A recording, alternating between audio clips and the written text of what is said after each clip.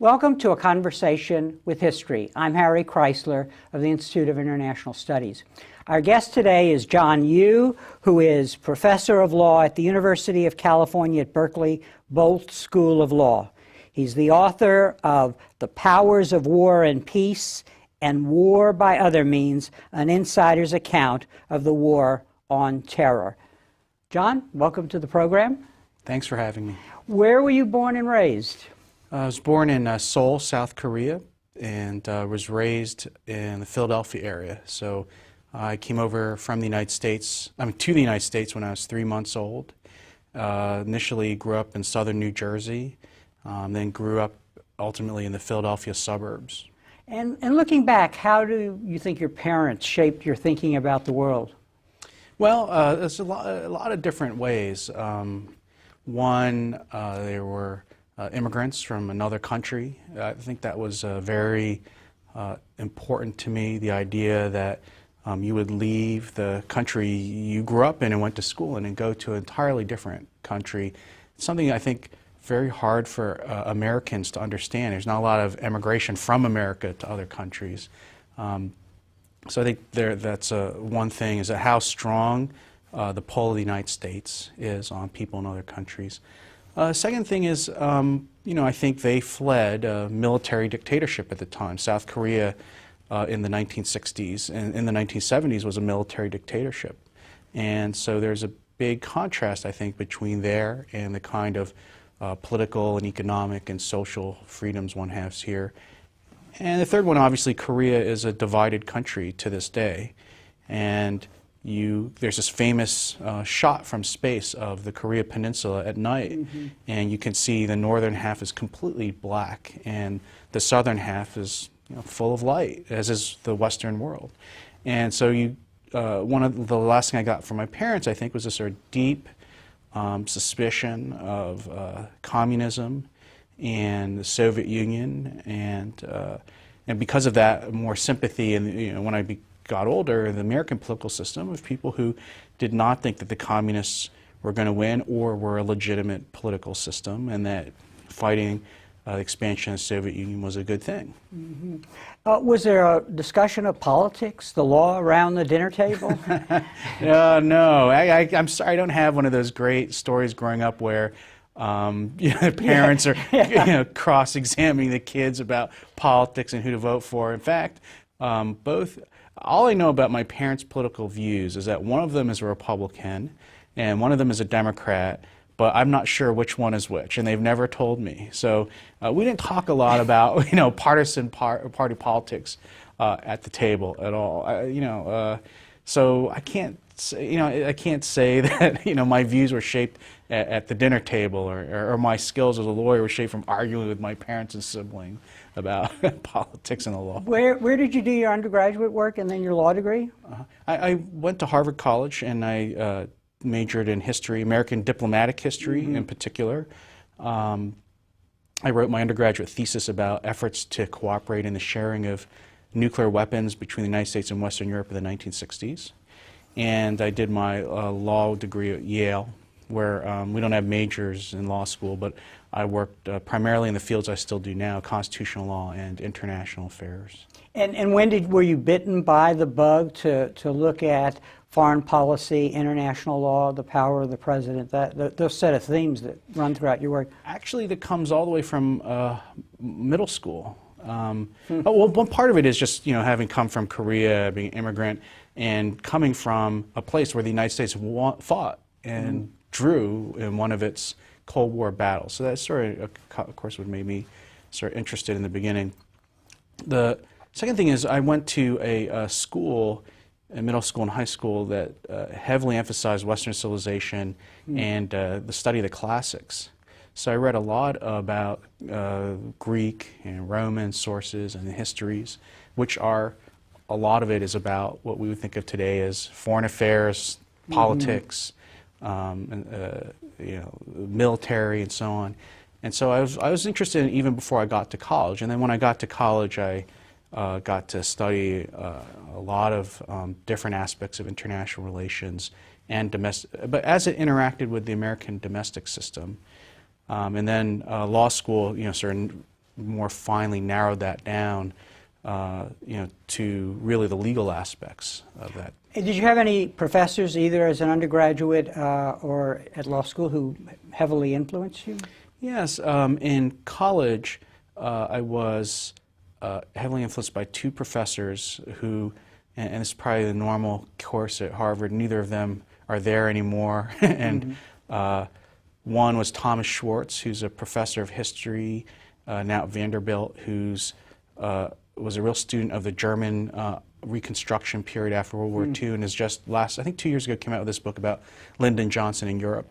The other professor I was close to is Brian Ballow, who's a professor of history at Virginia, and he was a student of the American Administrative State. And so actually, you think about those two interests, I had sort of combined from those two areas. In law school, I was sort of the people I was closest to, Peter Schuck, who's been many times to UC Berkeley and probably be back again, who's a student of administrative law, Harold Coase, a foreign affairs, and Akhil Amar, who really studied Constitution from an originalist perspective. And so, again, all three of those are, continue to be influences on my work today. How were you affected by the Reagan Revolution, or were you?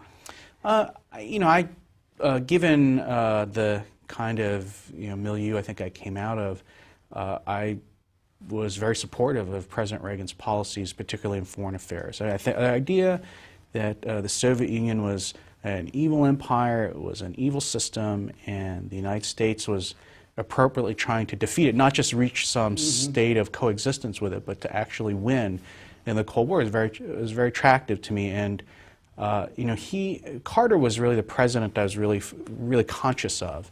And there's a sharp difference between the two, and I really thought Reagan had foreign policy about right. Domestic policy, I sort of like the idea of lower tax cuts. More tax cuts, lower government intervention in society, more space for sort of private activity. People sometimes find it odd that I'm a libertarian when it comes to domestic social issues as opposed to foreign affairs. However, Reagan did not cut spending, which what he should have done. But other than that, the other aspects of his policy I thought were, I very much agreed with. In one of the books, or one of the articles I read, it mentioned that the Federalist Society, that you joined that when there were only 8 members, and it was made up of conservatives and libertarians, I think it said, right? So there's this dichotomy in the conservative in what we came to think of as the conservative movement, and also in your own thinking. Oh yeah, there's this. People sort of maybe generally don't realize it, but within what's thought of as the conservative legal movement, there's a deep division between libertarians who are just relatively suspicious of government power in any form, no matter what level of government it is. And I would think of as sort of more social conservatives or big government conservatives, which is also runs through the Republican Party too. And there's no resolution of it. And one thing the Federal Society is good about is that it provides a forum to those two groups to debate things. One great issue that they debate about and disagree about is sort of wiretapping, for example, and the war on terrorism. So there's no sort of unified view amongst legal conservatives. During this formative experience, there was a lot of energy in the conservative movement. It was an exciting time to become a conservative. That's fair, isn't it? Fair? Yeah, I think it's sort of interesting. The dominant the dominant way of thought at that time was still, I think, fairly liberal. And so if you were a conservative, particularly at a place like Harvard or Yale or any major university at that time, the conservatives were sort of more the radicals, I guess they were, right? They were trying to overturn the way way things had been going for some time. So yeah, it was more exciting. The people involved were maybe younger. They had the fresher and newer ideas. They were more fun to debate about them, whereas sort of what I think of as a liberal orthodoxy that had really been a product of the New Deal, and then Roosevelt, Johnson and Carter seemed tired and defensive. You've been fortunate to have a number of legal mentors Judge Silverman first, then Justice Thomas, and then you also worked for Orrin Hatch. I talk a little about each of them briefly and how they influenced you, because they really gave you a view of both national security issues, you know, conservative legal scholarship, and then finally the view from the Congress. Yeah, I learned a great deal from all three of them. They've all been very influential mentors of mine. Judge Silberman is the first person I ever had a real job under. You serve as a law clerk, which means you're their assistant. You help the judge research cases. If they want you to find what the law is in some subject, you go find it. You help them prepare for oral argument. You know, basically, a research assistant, basically, in the way professors have them. And he was really good for me because he was someone who combined those things I was interested in. He had been an ambassador. He was ambassador to Yugoslavia.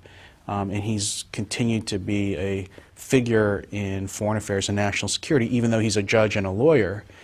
He's not a sort of pure policy person, but someone trained in law. So even just a few years ago, he was the joint chairman of the President's Commission on the WMD in Iraq study.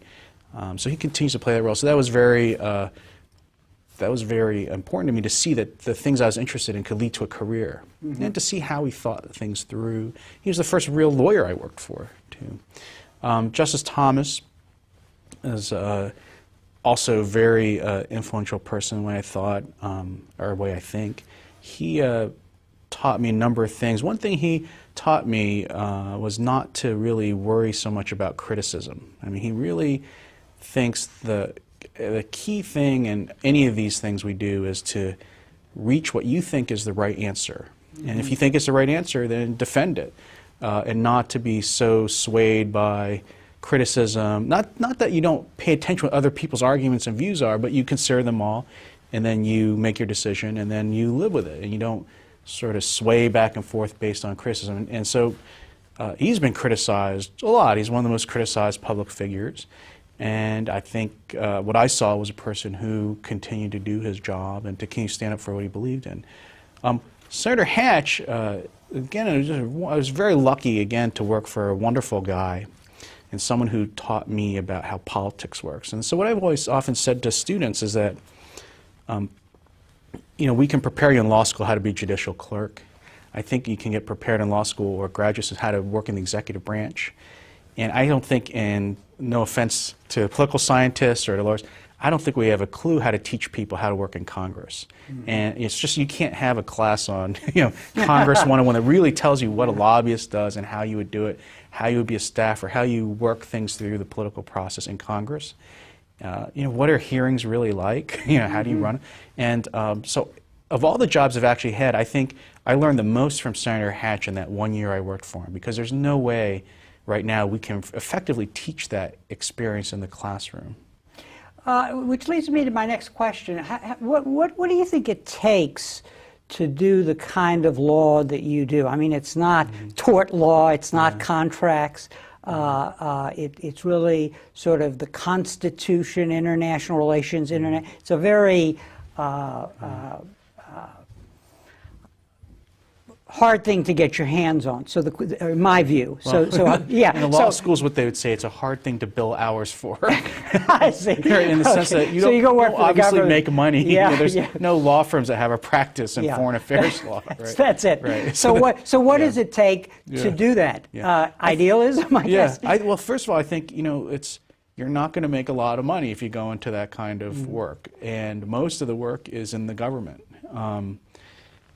There's, again, corporate, to the extent companies might get involved in it, it's really to the extent they're multinational companies and they run across issues. But really the things I'm concerned about, war powers, treaty powers, and so on, don't really arise that much in private practice. So the only real way to get experience in it and to learn about it is by doing it, working in it. So I've had the opportunity to work in all three branches of the government and to see these kinds of issues from each of those different perspectives.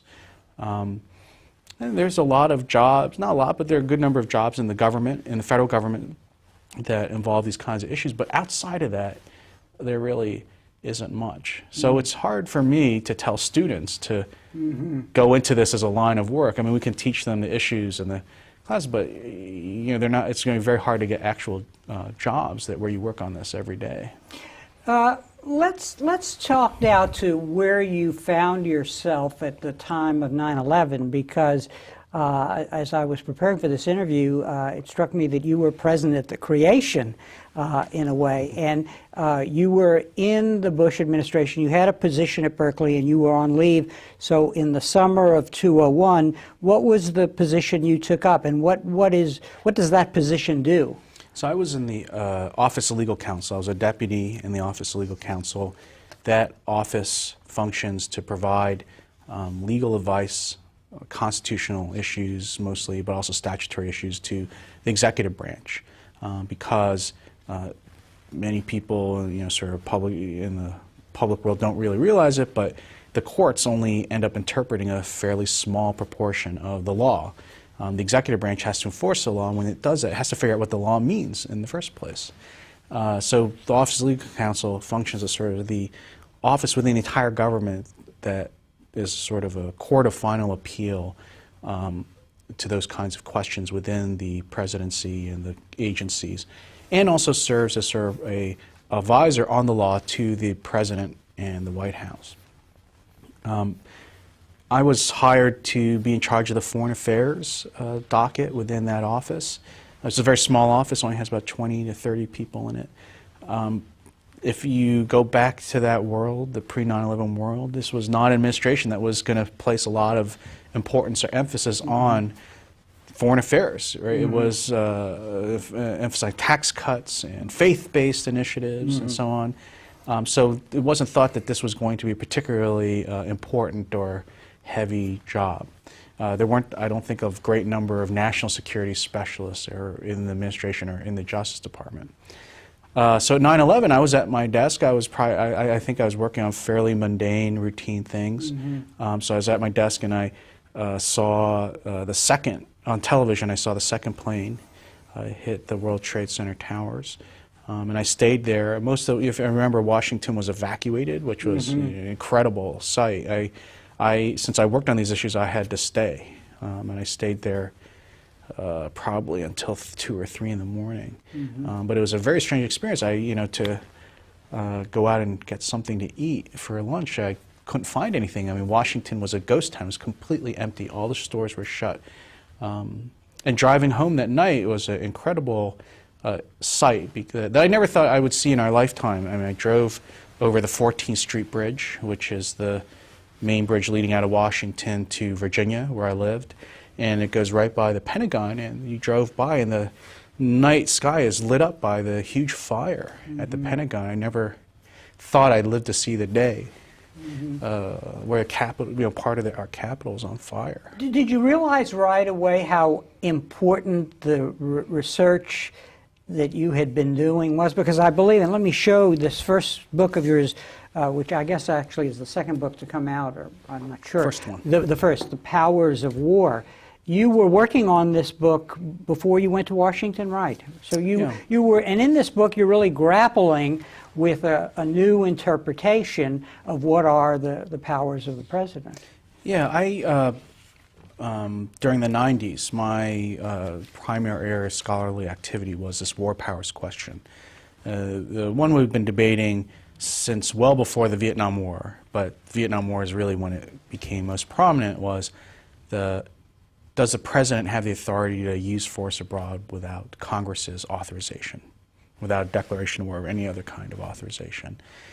And you're right, I think what I had to argue was new in the sense that most legal scholars, and the prominent ones at this time, and probably continue to today, still. And Harold Coe is one of them. One of your teachers, was probably one of the leading people in this takes this position, or the view that the president acts unconstitutionally unless he or she gets the permission of Congress through a declaration of war or statute to wage a war abroad. I started working on that in 1993. That's when I first started doing it. And the 90s were a period when no one thought there'd be any wars anymore, and that this would be kind of a backwater of constitutional work.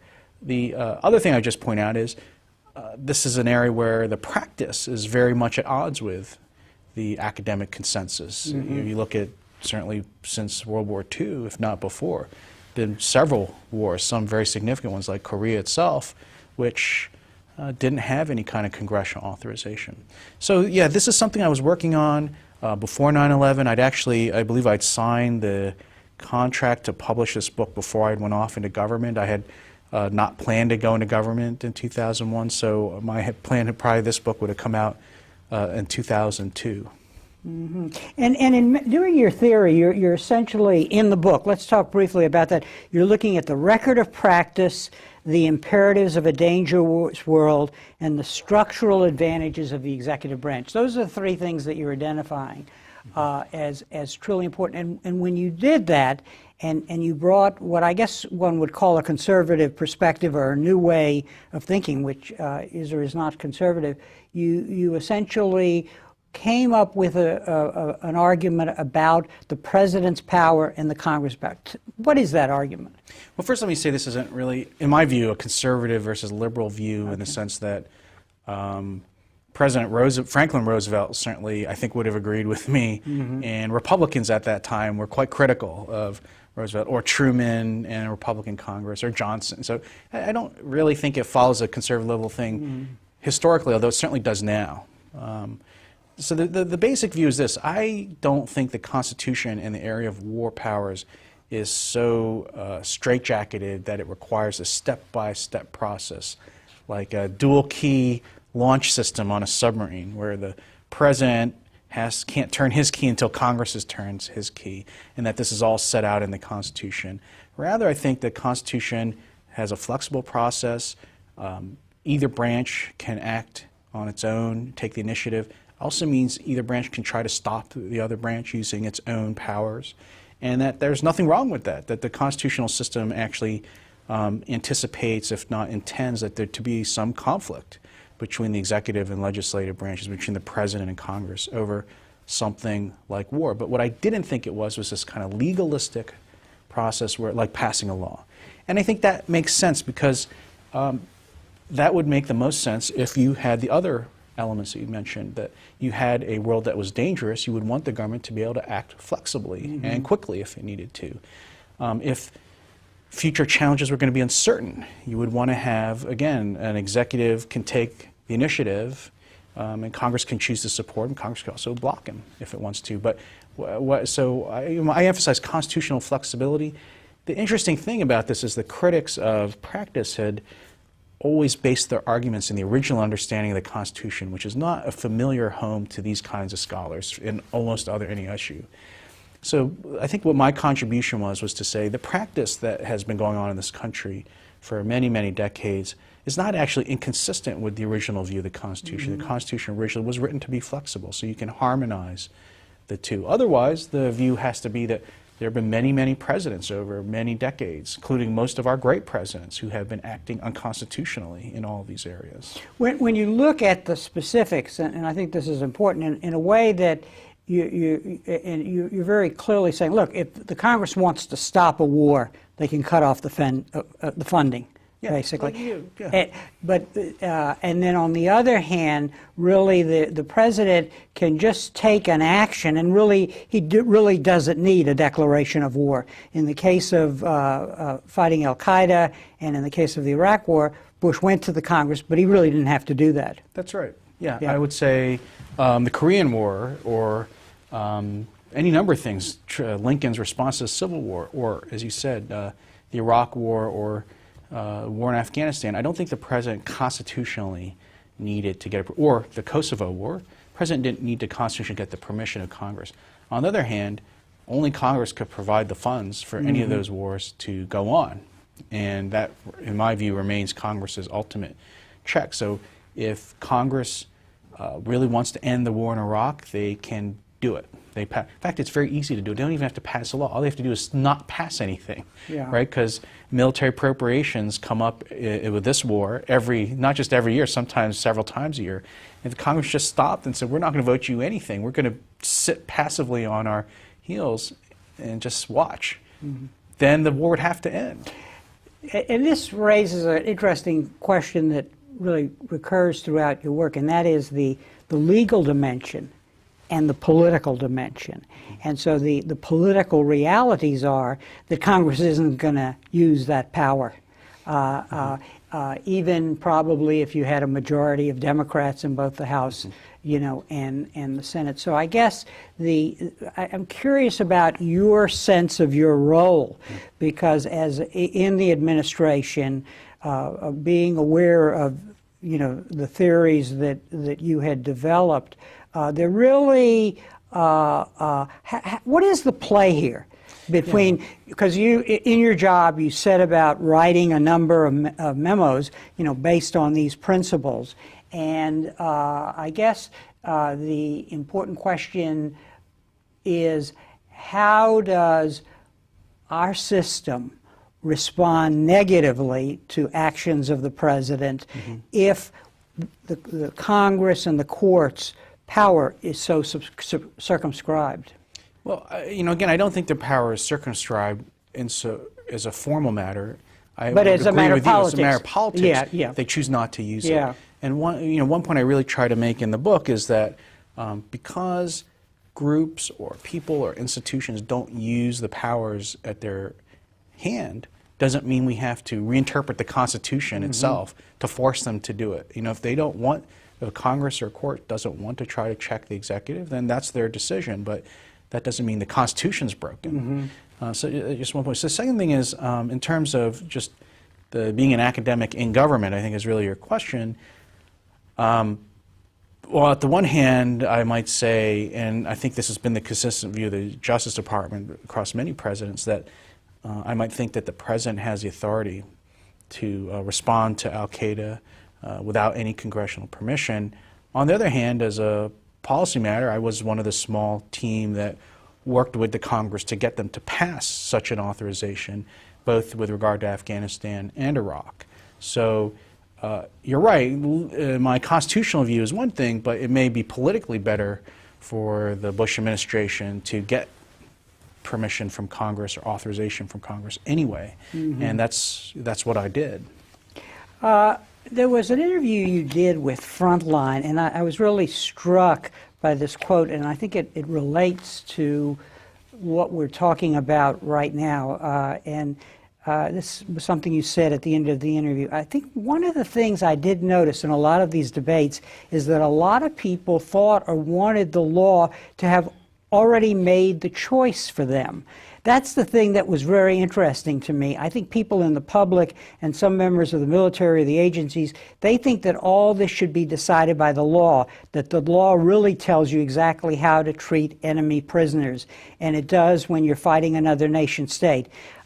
What I think made them more uncomfortable was the newness of the conflict, the sort of radicalism of this unprecedented enemy. So in a way, you're sort of admitting that you're sort of sheepishly, I think, here that you were in a way surprised by the impact of the memos you were writing, or were you? Is that a fair read? No, actually, I think what I was trying to say there, and what I think still is that what struck me is that with the war on terrorism, not so much the war in Iraq, which is a sort of standard nation-state war, but in the war on terrorism, you had a situation where this is a new kind of enemy, and the conflict is different. And people within the executive branch were very reluctant to ask, well, really, do the rules that we have developed for the kinds of wars we know, the wars between nation states covered by the Geneva Conventions, do they really apply here or not? And people did not want to think about that question, even though I think it seemed clear to me, and I think clear to a lot of other people, that legally the Geneva Conventions didn't apply. That doesn't tell you, if they don't apply, that doesn't tell you one way or the other whether you should apply the rules of the Geneva Conventions as a matter of policy. And there are people who thought, well, since we want to follow it as a matter of policy, therefore I have to go back and read the law in some way to find it to apply to conflict with al-Qaeda. So I think the law there is used as a way not to make decisions, right? To say, oh, the law has already made this choice for us, when I don't think it really has. And that makes it harder, right? If the law hasn't really already made the decision for you, then it's harder to figure out because you have to reach the policy decision of your own and take responsibility for it. Now in a democracy, what we believe is in an open debate, and because so many of these memos, some of which you authored, were really secret for quite a while, it prevented a kind of vigorous debate so that the politics didn't happen in the short term. So it's an interesting conundrum here. You get you get legal decisions by you with a particular perspective, but nobody knows about them basically, and because the political debate didn't occur, so there could be policy made on the basis of, well, you know, this is what the law says, but. Yeah, I think that's a fair point and a difficult problem. And again, example, this is always a problem in war, it seems to me, but it's an even greater problem in this war than in previous wars, which is when you fight a war, you have to take measures in secret. You have to act swiftly and secretly and decisively, in the words of the Federalist Papers. That can be at odds with the idea that you have full, robust debate over policy options, right? To just take a standard answer, right? You know, was there a full, robust public debate in the United States in 1941 and 42 about whether to emphasize Europe over the Pacific as the major field of battle against the Axis powers? I don't think there really ever was. You know, you certainly didn't until much later have public all the kinds of plans and strategic thinking of the Roosevelt administration, because, right, there's obvious harm that premature disclosure of that information can have in helping the enemy in a way it doesn't when you're talking about tax cuts or domestic spending.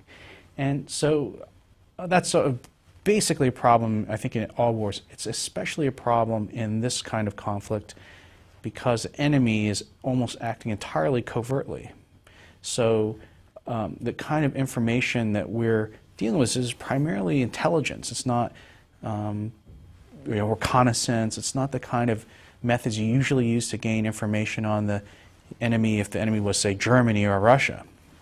And because of that, the kinds of discussions could have negative consequences in terms of our ability to succeed in fighting a covert enemy. So,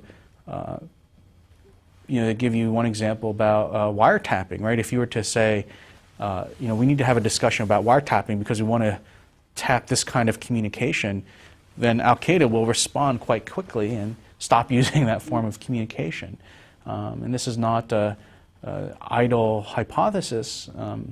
In the 90s, I talk about it in another book, in the 90s the government got the ability to actually intercept Osama bin Laden's personal cell phone calls, which I think is extraordinary. And in the course of a trial from the first World Trade Center bombing by Al-Qaeda, I believe the government leaked that it had this ability. I think probably to show eventually that it knew, it could trace back that Osama bin Laden had actually ordered the bombing. But within 24 hours, that Osama bin Laden stopped using that cell phone, which would only obvious and rational thing for him to do, and never used one again.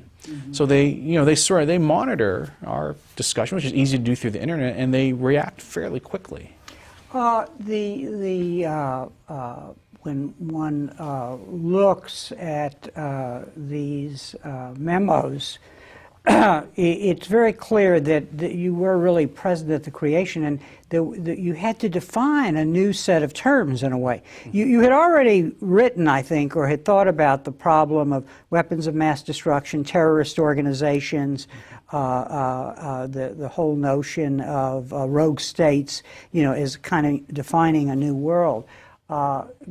So one of the challenges I guess you had were to define terms such as a terrorist organization. What is torture? And talk a little about that. I mean, did you have clients here to help you come up with these definitions? That is, clients within the government? Well, you know, even before you get to those things, the first term of definition is whether it was war, in fact, which I think still continues to be at root the basic area of disagreement about people who criticize or agree with the current administration's terrorism policies, whether it's a war at all. But then, then you have to talk about who's really legitimately a member of the enemy. You know, what force can you use against them? How long can you detain them? How can you try them? How can you interrogate them?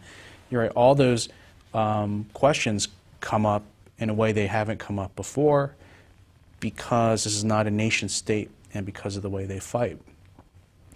They don't come up abstractly. So, I mean, as a professor or an academic, you like to think, oh, the government sort of, at the very beginning, thought coherently about everything and sort of applied basic principles throughout. But, you know, in the government, it doesn't really work that way. In the government, these issues sort of come up piecemeal based on specific questions of policy or specific legal questions that are put to you by other agencies. So one thing about the place I worked is that's not a proactive agency in the sense, you know, we just sort of declared on September 12th, we have to rethink everything and this is how we're going to do it. It's not really a policy-making arm.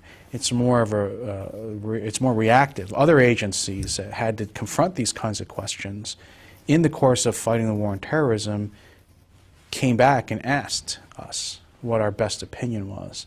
And so they may lack a certain kind of sort of comprehensiveness or cohesiveness from issue to issue that sort of academics or scholars or people would like, but that's because that's the nature. The government deals with the problems as they arise. Just one side thing. The other thing about government work that was really surprising to me is how, and I think we don't really understand as academics. As academics, we can spend years studying one decision made by the government. And the thing so we can collect almost, collect immense amounts of information, rethink all the different possibilities, the consequences, and weigh them. The thing that's very hard to understand for us is that in the government has to make decisions under extraordinary pressures of time, extremely limited information, and so but it still has to make a decision. It doesn't have the luxury of full analysis that one would. And war only makes it worse because it compresses the time, and the consequences of a wrong decision are much higher than I think they are for, again, a question of social policy or domestic policy. This question about what was the nature of this war and whether we were at war seems to be pivotal, and I have never understood the notion of a war on terror. It's sort of like a war on airplanes or something. Was that a political decision that mucks up the legal sphere? Yeah, I agree with what you're suggesting. I think the war, calling it the war on terrorism, is a rhetorical device that I think speechwriters probably came up with, probably the night of September 11th, probably, or September 12th. It's very much at odds, I think, with the way we have to understand the war as a legal matter or a constitutional matter. I quite agree that we can't really be at war with what is at base just a way of fighting, right? It's a method of fighting terrorism. We couldn't be at war with kamikazes, right? What we are at war with has to be an entity of some kind. I think that's caused a lot of problems because people say, well, we don't really use wartime methods on drugs. We don't, but we have war on drugs, and we have war on crime. We have war on poverty. We don't use the military. We don't use force. We don't detain, and so on. But I think this is different. I think we are at war legally with Al-Qaeda and the groups that are supporting and helping Al-Qaeda, and anybody else who was connected with the 9/11 attacks. And I think the law can help us define what that conflict is.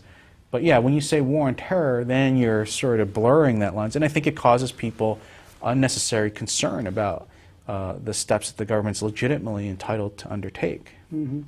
One of the controversies about the memos that you wrote relates to torture, and again, I don't know that these have been released in the public domain, but the memo that you wrote is quoted as saying that physical pain amounted to torture must be equivalent in intensity to the pain accompanying serious physical injury, such as organ failure, impairment of bodily function, or even death.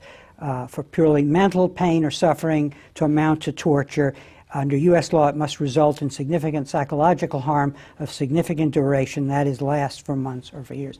These opinions, this memo became very controversial, and I want to take it to actually talk about kind of broader issues. I'm not a constitutional or international law scholar, so what I want to ask you about is, in doing the writing of these memos, did your philosophy about the president's power and how it really isn't constrained in a time of war lead you to come up with narrower definitions of the particular issue, or was that really what you found in the law? In that case, in the language you quoted, it doesn't. The hard thing about that problem is that Congress prohibits torture in a criminal statute, but it doesn't give much definition to what torture is. And the job of the executive branch is try to give it some objective meaning that's not based just on what one person versus another person might think it is. So we may all have very different definitions of it. And it used, unfortunately, I think, vague terms. Didn't give examples. It didn't point to cases and so on. It used language that was torture is severe physical pain or suffering, basically, is about it.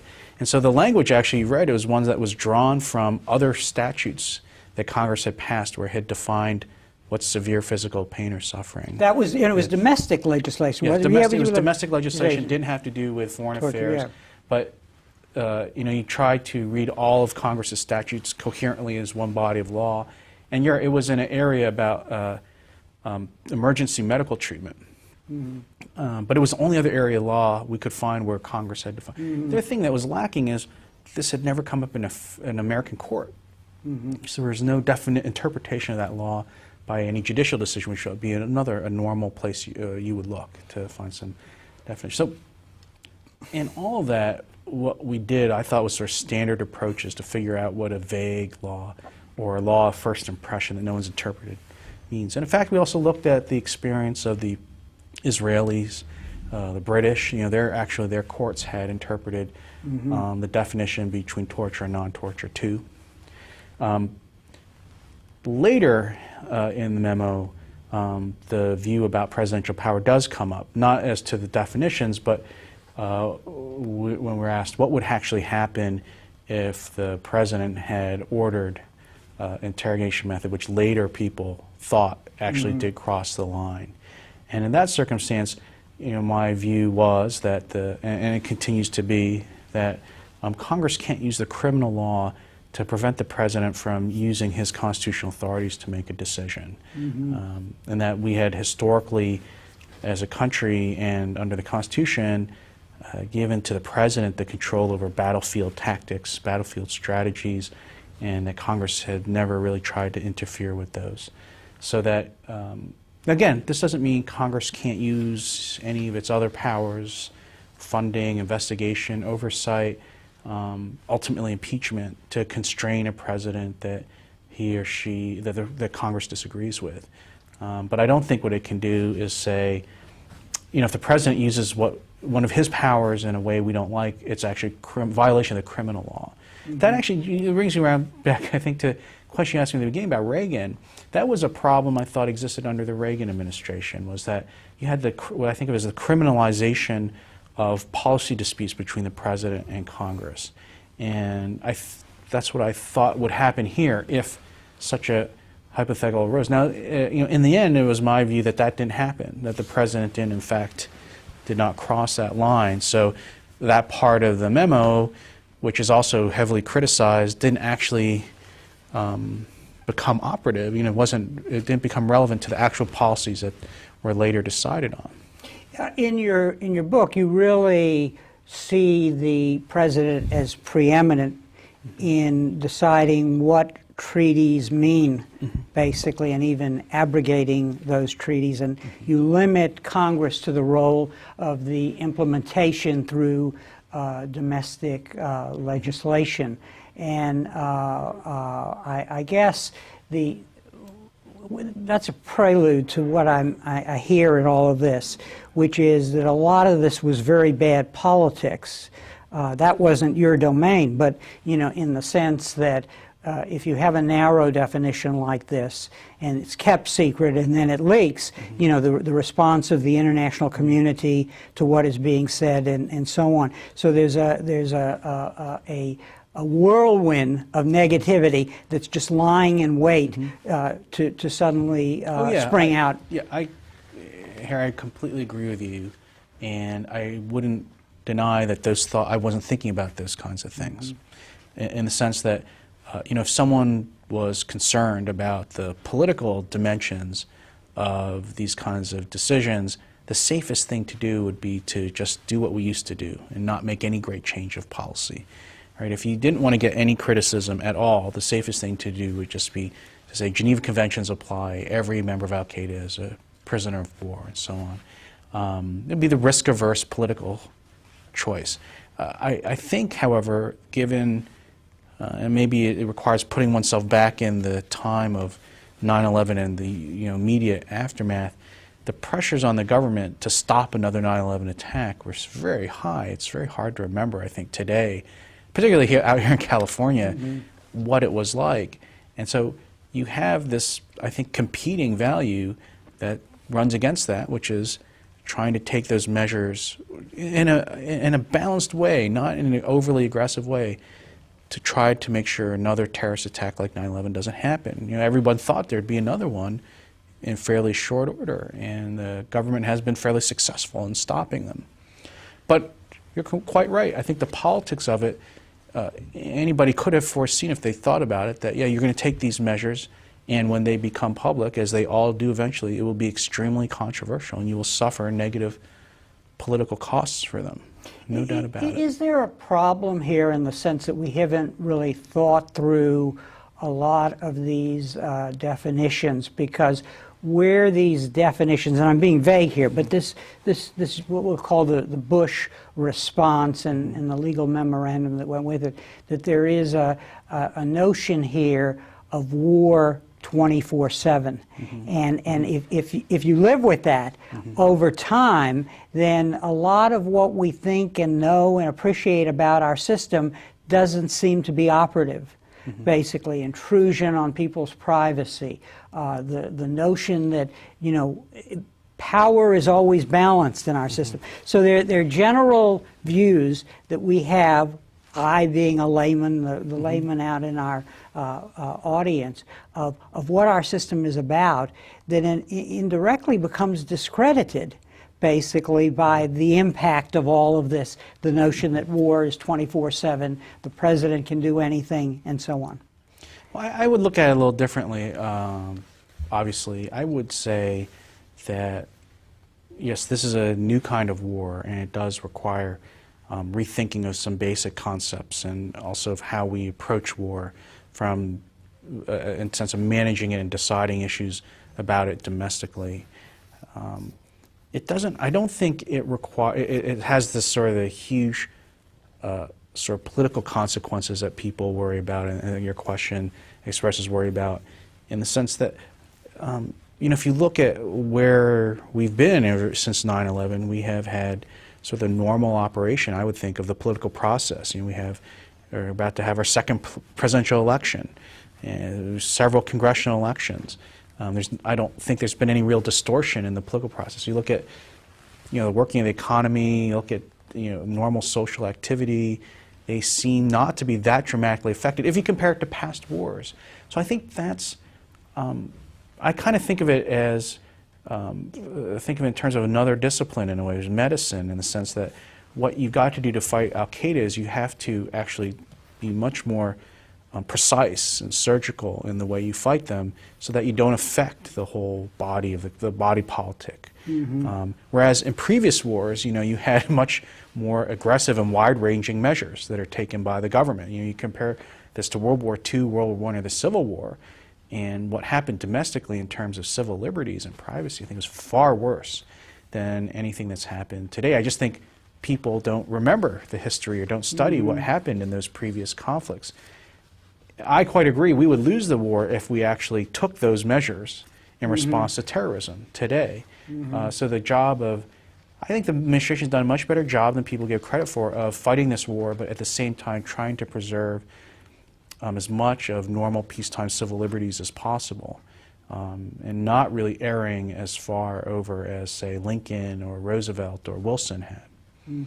So, one sense that I was left with in reading your books is, and I want to be judicious here, but a kind of naivete about the way bureaucracies work.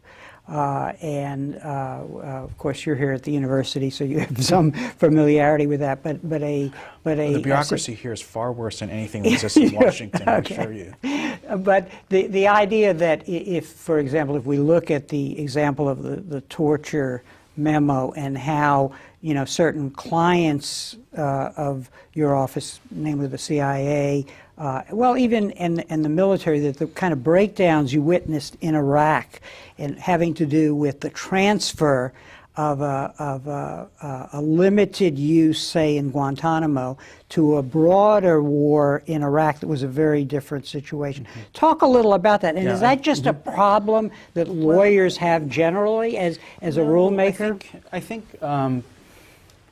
it's, how do I put this? I think it's difficult because when you work in the Office of Justice, your job is to interpret the law and to say, here's the law, here are the rules it sets. And within those rules, you know, it's sort of like saying, here are the lines of the football field. And within those lines, you play the game. We're not going to tell you how you play the game, but you can't go beyond those rules. And what the job of that department had not traditionally been was then to implement the rules too. There's a separation between interpreting the law and developing and prosecuting the policies within the rules that you have set out. And so to the extent there is any kind of problem in the implementation, right? I think your question is, well, you may have decided these policies and they may have made sense in the abstract. You didn't take account of the fact that there are going to be problems in the implementation, that people will violate the rules or they'll go too far. And again, this is not unusual in the sense that if you compare it to domestic society, you know, we have very clear rules about what police can do. Yet we have thousands of cases every year in the federal court system and the state court systems about police who go too far, right, or prison guards who go too far. And it is a problem about how do you make sure that those agents of the government follow the rules, and how do you create a system to correct errors. And so, you know, thinking about, you know, the sort of my scholar's hat on, I suppose, your question can be translated in this idea that, well, you did not anticipate how high the errors would be. And you would have to think about, well, what would the system to correct those errors look like, and how much would it cost, right? And what's the benefit of following the rules you set out? I mean, you may have errors. We have errors in bureaucratic systems in the United States, in the university all the time, but there are costs we live with in order to get the benefits or whatever it is. So those are all variables to think of. I have to say, in the writing on these issues, that really isn't something the memos were about or designed to do. And in some ways, as a lawyer, would not have been my job, or I've been going too far if I had said, here I'm interpreting this law, but here are these other things you better be worried about. It wouldn't be part of the job of that office. It might be advice one could give, you know, but doesn't have anything to do with law. In my view, wouldn't be entitled to any kind of special value as opposed to anyone else in the government on those issues. In fact, I might be someone who's less qualified to advise someone about that, because my specialization is just interpreting the law here, not figuring out how do you actually now make it work in practice. You wrote in this book, The War by Other Means, which I guess I should show, I never showed our audience, which is an account of your experience. You wrote, I think, my publishers, although they're different, they all like to stick stars on the book covers. I see, I see. You wrote, upon confrontation and questioning of its policies, the Bush administration tended to run and hide. I have a sense that you say, okay, this is what I think. You know, my scholarship tells me this, my political inclinations, and you would incline more toward the airing of these things, so there should be a debate, and that the political process would then maybe retreat from what you thought was the best. Yeah. I agree. I think a big problem in a lot of these war on terrorism issues is it's not just that initially there wasn't debate, but then after a period of time you could have debate, obviously. And I think the administration sort of ceded the field to its critics. I think the administration has very good reasons for a lot of the policies it reached. It wasn't, I mean, but if you read the press and you sort of follow the public debate, you would think that these are the most irrational, arbitrary decisions just made to aggrandize the power of the president or the vice president. And I don't think that's the case at all. I think these are, and I think it's an illusion to think they're easy. I think these are very hard questions, and there are costs and benefits to every decision you make. And I think the administration just doesn't explain itself very well, or chose, I think, with on the Geneva Conventions and the interrogation issues, chose not to explain at all. And I think only when it came down to the wiretapping cases did the administration really start coming out and explaining why it did what it did, why it thought it could do that. And then we also started learning later that you know, the executive branch was actually secretly briefing and consulting with members of Congress about all of these things to try to get some kind of, in response to one of your previous questions, how do you deal with this? You have wartime pressures, but you have a government that's supposed to openly disclose policy choices. And you know, what the administration clearly tried to do was to not have the information become public so it would help the enemy, but at the same time try to have some kind of sort of political consultation by secretly talking to the leaders of Congress.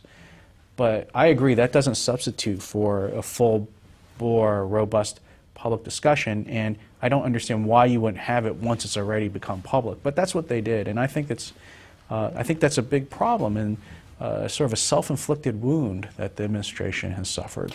One final question, requiring a brief answer because we're running out of time. But, you know, my sense of American politics is the pendulum swings back the other way over time, you know, liberal, conservative, whatever.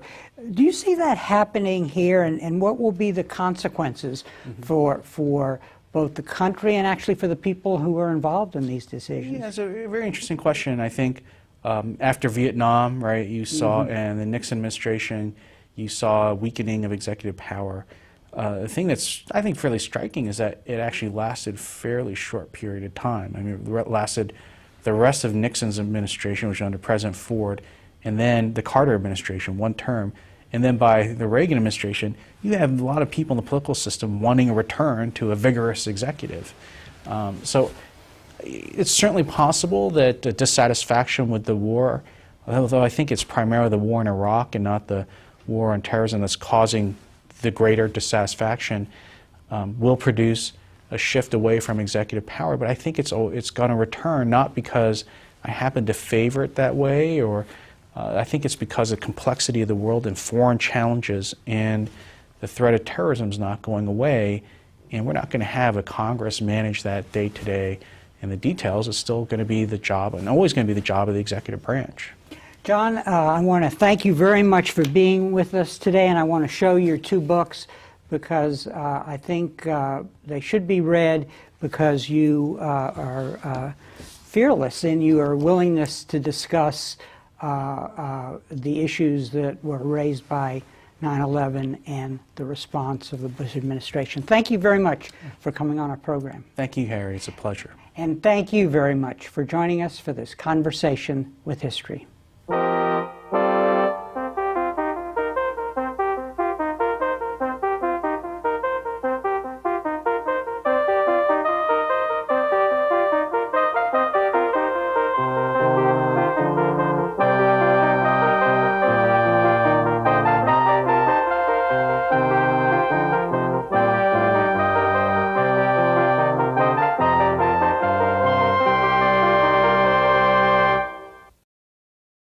Europe in the 1960s, and I did my law degree at Yale where we don't have majors in law school, but I worked primarily in the fields I still do now, constitutional law and international affairs. And when were you bitten by the bug to look at foreign policy, international law, the power of the president, those set of themes that run throughout your work? Actually, that comes all the way from middle school. Well, one part of it is just, having come from Korea, being an immigrant, and coming from a place where the United States fought and drew in one of its Cold War battles. So that sort of course, what made me sort of interested in the beginning. The second thing is I went to a school, in middle school and high school, that heavily emphasized Western civilization and the study of the classics. So I read a lot about Greek and Roman sources and histories, which are, a lot of it is about what we would think of today as foreign affairs, politics, military, and so on. And so I was interested in even before I got to college. And then when I got to college, I got to study a lot of different aspects of international relations and domestic, but as it interacted with the American domestic system. And then law school, sort of more finely narrowed that down, to really the legal aspects of that. And did you have any professors, either as an undergraduate or at law school, who heavily influenced you? Yes. In college, I was heavily influenced by two professors who, and it's probably the normal course at Harvard, neither of them are there anymore. And one was Thomas Schwartz, who's a professor of history now at Vanderbilt, who's was a real student of the German Reconstruction period after World War II, and is just last, I think.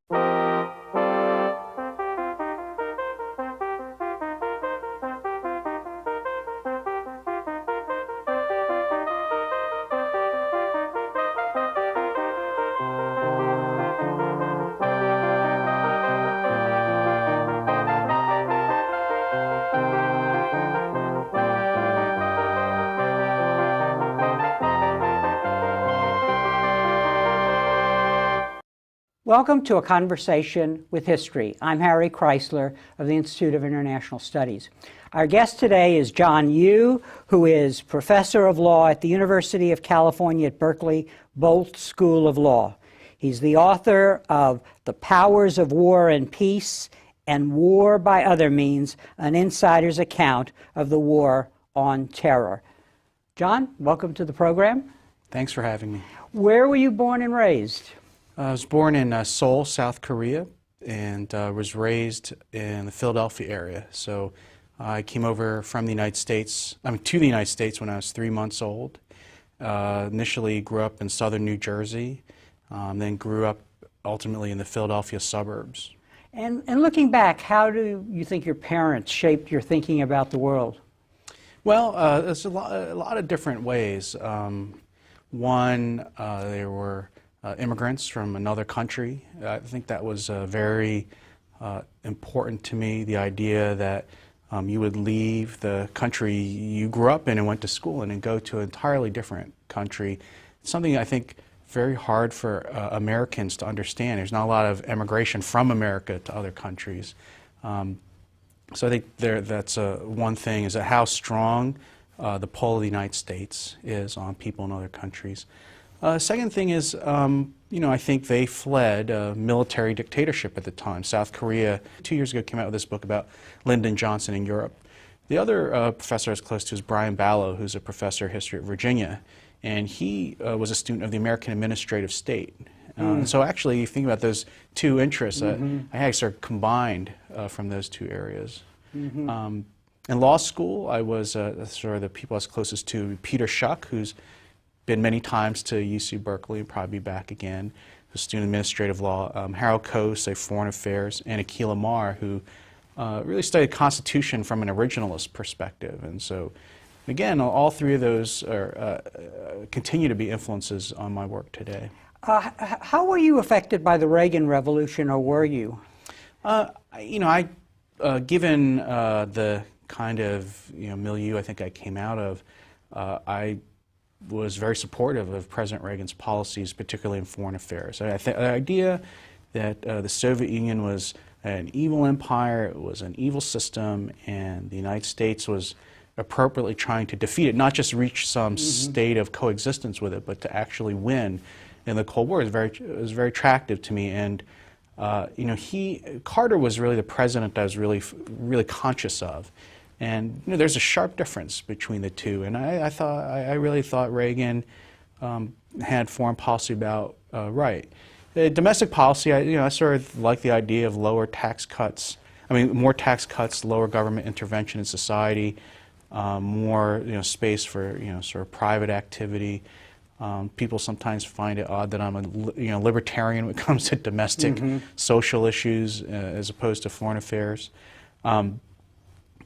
However, Reagan did not cut spending, which what he should have done. But other than that, the other aspects of his policy I thought were I very much agreed with. In one of the books or one of the articles I read, it mentioned in the 1960s and in the 1970s was a military dictatorship, and so there's a big contrast, I think, between there and the kind of political and economic and social freedoms one has here. And the third one, obviously, Korea is a divided country to this day, and there's this famous shot from space of the Korea Peninsula at night, and you can see the northern half is completely black, and the southern half is full of light, as is the Western world.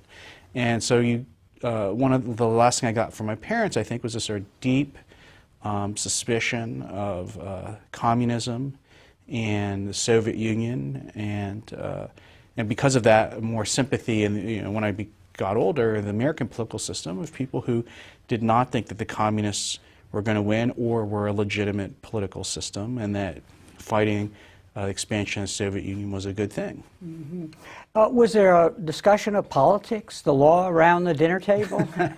No, I'm sorry, I don't have one of those great stories growing up where parents are cross-examining the kids about politics and who to vote for. In fact, all I know about my parents' political views is that one of them is a Republican and one of them is a Democrat, but I'm not sure which one is which, and they've never told me. So we didn't talk a lot about partisan party politics at the table at all. So I can't say that my views were shaped at the dinner table, or my skills as a lawyer were shaped from arguing with my parents and siblings about politics and the law. Where did you do your undergraduate work and then your law degree? I went to Harvard College, and I majored in history, American diplomatic history in particular. I wrote my undergraduate thesis about efforts to cooperate in the sharing of nuclear weapons between the United States and Western Europe. You mentioned the Federalist Society, that you joined that when there were only 8 members, and it was made up of conservatives and libertarians, I think it said. Right. So there's this dichotomy in the conservative in what we came to think of as the conservative movement, and also in your own thinking. Oh yeah, there is this. I mean, people sort of maybe generally don't realize it, but within what's thought of as the conservative legal movement, there's a deep division between libertarians who are just relatively suspicious of government power in any form, no matter what level of government it is. And I would think of as sort of more social conservatives or big government conservatives, which is also runs through the Republican Party too. And there's no resolution of it. And one thing the Federal Society is good about is that it provides a forum to those two groups to debate things. One great issue that they debate about and disagree about is sort of wiretapping, for example, and the war on terrorism. So there's no sort of unified view amongst legal conservatives. During this formative experience, there was a lot of energy in the conservative movement. I mean, it was an exciting time to become a conservative. That's fair, isn't it? Fair? Yeah, I mean, I think it's sort of interesting. The dominant the dominant way of thought at that time was still, I think, fairly liberal. And so if you were a conservative, particularly at a place like Harvard or Yale or any major university at that time, the conservatives were sort of more the radicals, I guess they were, right? They were trying to overturn the way way things had been going for some time. So yeah, it was more exciting. I mean, the people involved were maybe younger. They had the fresher and newer ideas. They were more fun to debate about them, whereas sort of what I think of as a liberal orthodoxy that had really